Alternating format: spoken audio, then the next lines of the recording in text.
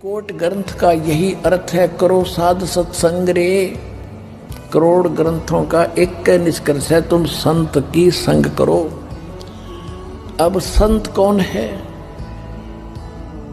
सतगुरु के लक्षण कहूं, मधुरे बैन विनोद। 4 वेद 60 शास्त्र वो कहे 18 बोध। सतगुरु की पहचान बता रहे हैं, संत की पहचान बता रहे हैं। संत की कि वो 4 वेद और 26 सदग्रंथों का ज्ञाता होगा। कबीर साहब जी कबीर सागर के अंदर एक जीव धर्म बोध में 1960 पृष्ठ पर लिखा, कबीर सागर में सतगुरु के लक्षण 4 बखाना, यानी गुरु के लक्षण 4 बताता हूं। प्रथम वेद शास्त्र को ज्ञाना, और दूसरे मन कर्म हरि भक्ति मन कर्म वाणी, और तीसरे सम दृष्टि कर जानी, और चौथे वेद विधि सब कर्मा। ये 4 गुरु गुण जानो मर्मा। के पूरे संत के 4 लक्षण हैं।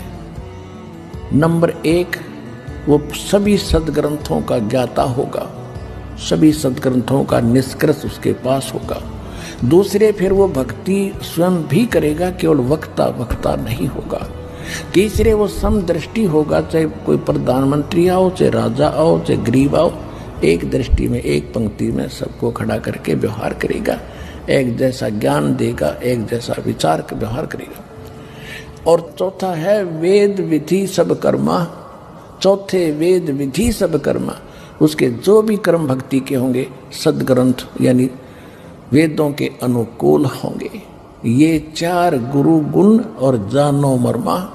मर्मा ने गुण रहस्य को समझ लो, ये 4 गुण होंगे उस गुरु के अंदर जो मेरा दास होगा, तो वो कंप्लीट गुरु।